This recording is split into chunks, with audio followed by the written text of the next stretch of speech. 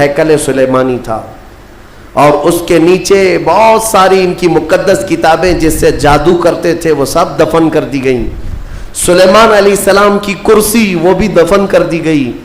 آج بھی یہ یہودی جو کھدائی کر رہے ہیں اسی کرسی کو تلاش کرنے کے لیے اپنی باقیات وہ جادو کی کتابیں تلاش کرنے کے لیے آج بھی یہ کھدائی کر رہے ہیں بیت المقدس کے ارد گرد. اور یہ جو تھرڈ ٹیمپل کہتے ہیں, تیسرا مندر تعمیر ہونا ہے, وہ تھرڈ ٹیمپل کا مطلب یہی ہیکل سلیمانی کو انہیں بنانا ہے, بیت المقدس کو ہدم کر کے, منہدم کر کے. یہ جو مسجد اقصی ہے اس کو ختم کر کے انہیں وہاں پر تھرڈ ٹیمپل بنانا ہے, یہ ان کا خواب ہے. یہودی وہاں سے قتل ہوئے, عیسائیوں کا قبضہ آیا, عیسائی تقریباً 300 سال تک آباد رہے. پھر ایک بادشاہ آیا, ایران کا بادشاہ تھا خسرو, اس نے بدلہ لیا اور اس کے بعد یہودیوں کو پھر سے آباد کیا. پھر اس کے بعد ٹائٹس نام کا ایک عیسائی بادشاہ آیا, اس نے پھر دوبارہ بیت المقدس پہ حملہ کیا. اس نے قریب 1 لاکھ کے قریب یہودیوں کو پھر قتل کیا. یہ قتل کون کر رہے ہیں؟ عیسائی یہودی, اور دہشت گرد کوئی اور ہے. ہاں پہلے زمانے کے دہشت گرد ہیں یہ, پرانے دہشت گرد. ایک ساتھ جینوسائیڈ کرنا, جو نسل کشی کرنا, یہ یا تو عیسائیوں کا کام ہے یا یہودیوں کا کام ہے. ان کو قبضہ ملتا تھا تو ان کو مارتے, ان کو قبضہ ملتا تو ان کو مارتے.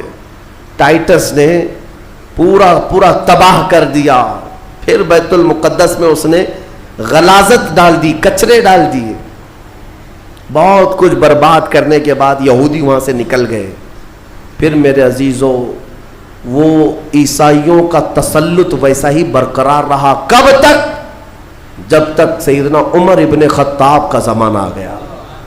اسلام کا یہ فتوحات کا سلسلہ تھا. میرے آقا کے غلام جس طرف جا رہے تھے زمینیں ان کے قدموں میں آ رہی تھی.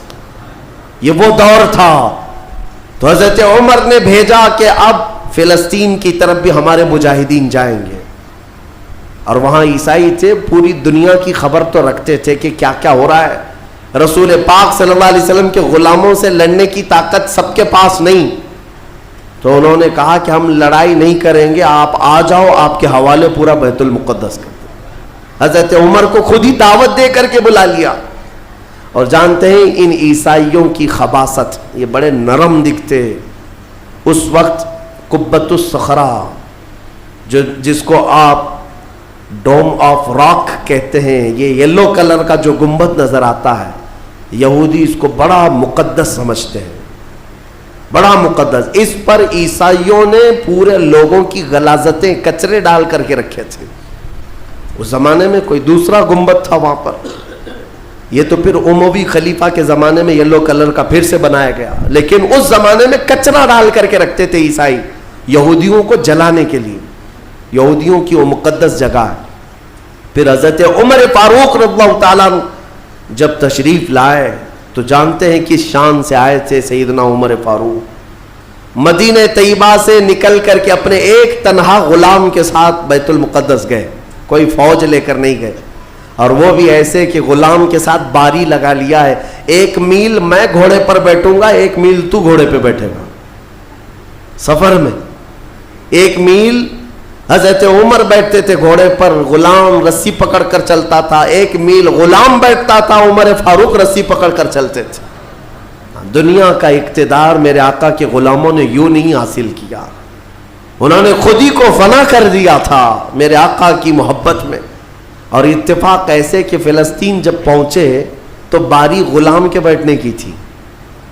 حضرت عمر رسی پکڑ کر کے بیت المقدس میں آ رہے ہیں تو لوگ جو نئے لوگ تھے, عیسائی تھے, وہ سب جھپٹ پڑے امیر المومنین مسلمانوں کے, جن سے کیسو کسرا بھی کانپتے ہیں.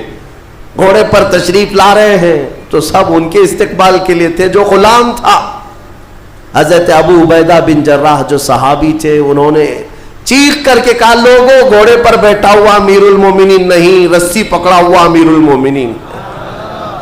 اس شان سے وہ آئے اور اپنے ہاتھوں سے اس گنبد کے اوپر موجود پوری غلاظت کو حضرت عمر نے صاف کیا تھا. بیت المقدس کے ارد گرد جتنا کچرا تھا اپنے ہاتھوں سے صاف کیا، اور پھر وہاں پر اذان کی آواز گونجی. سیدنا عمر فاروق رضی اللہ تعالیٰ عنہ نے ظہر کی نماز وہاں پڑھائی، اور عام خطبہ